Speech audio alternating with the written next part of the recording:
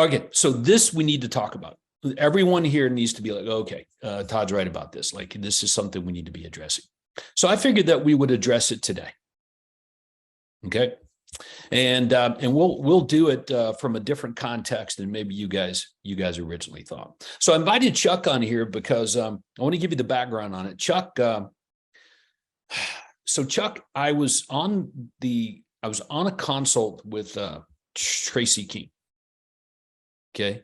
And Tanner, actually, because Tracy was recovering from open heart surgery. So Tracy King's office. So I'm on a consult with them, and they were sort of they were complaining, that their ad spend on Google was going in the wrong direction. They weren't getting the positive results that they used to get from it or whatever.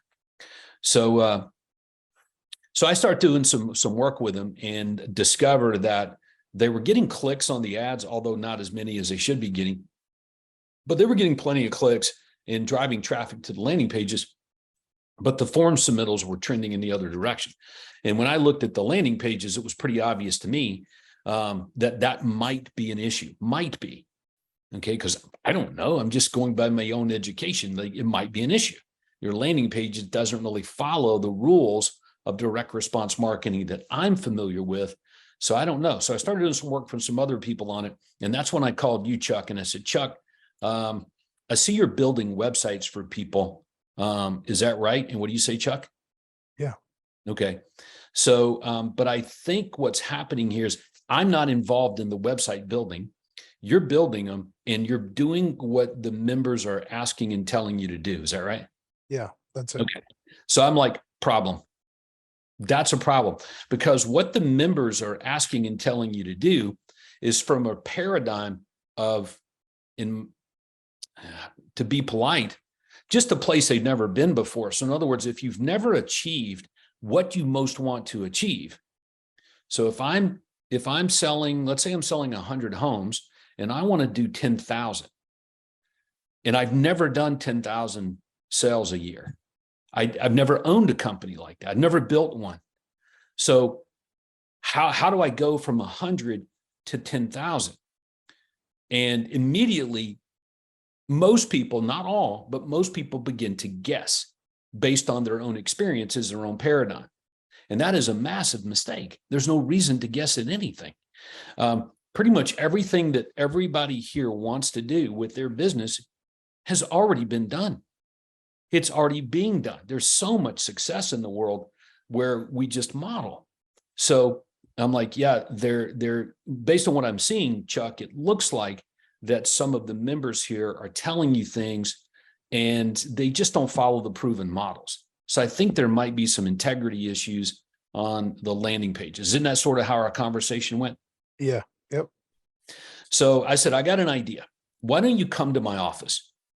All right, come to my office and let's just work on some of the things that I know and I've learned from Craig, and being a direct response marketing expert, and I consider myself a decent one. I don't know everything. A long shot. But I know enough of basic rules of marketing engagement and formulas and that sort of thing. And I know the Craig Proctor system backwards and forwards. So come on down to my office, Chuck, and let's see what we can get into and go from there. So you agreed to do that, and you did. So you came down. When was that? Do you remember? It's February 15th? It was right around then. Yeah. Yeah. I think it was right after Valentine's Day. So you got in your car, you came down to my office. You showed up at about what, 9 o'clock in the morning, 8:30 in the morning, something like that? Yeah. Yeah. 8:55. All right. How many hours did you drive? It's 4.5, Okay. 4.5. So you drove 4.5 hours. We sat in my office from, I know it was 9 o'clock for sure. And I don't think we got up until about 6:30 or 7. That's right. Yeah. So, all right. Now, so what did we do over that time? So, we basically took the websites that many of you have, and deconstructed portions of it, and then reconstructed a platform to allow for, how should I say this, better performance when you're driving traffic to it from a lead generation standpoint. I don't know much about search engine optimization. SEO and the rules that Google wants people to follow with the website in order for Google to promote it. But Chuck, you do have a pretty good idea on that. Mhm. Yeah. So we'll talk about that.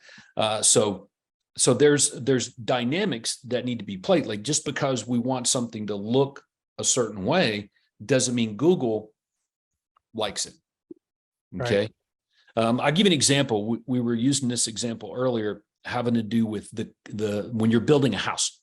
When you're building a home, there's code restrictions that the builder needs to know about and follow, because the homeowner would come in and say, I want to do this and I want to do that. I remember telling somebody, when I was putting a pool in, I wanted to put a pool in, and no, I don't want a fence back there that's going to do this and do that. And the builder told me, he's like, I can't do that.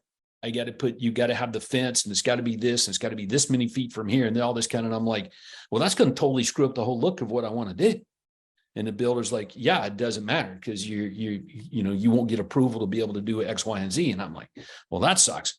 And that's my point here, is that if I'm telling Chuck to do something and Chuck's like, but that doesn't meet code, I don't know what code is, because I'm not the builder. But you do, Chuck. Like, you pretty much know what Google likes and what they don't like, and what's going to work and what's not going to work for Google. Is that right? Yeah. Okay. So we went through all this for a full day, but that was just the beginning of the work. And then we spent, I don't know how many hours we got into this project now, but it's a lot. It's a lot of hours, including the remarketing side of it. So I invited Chuck on today so that you could see the results of this work. And my goal was to try to help everybody just stay grounded in the basics of direct response marketing, so that you could get it right first. And then if you wanted to, you could split test against it.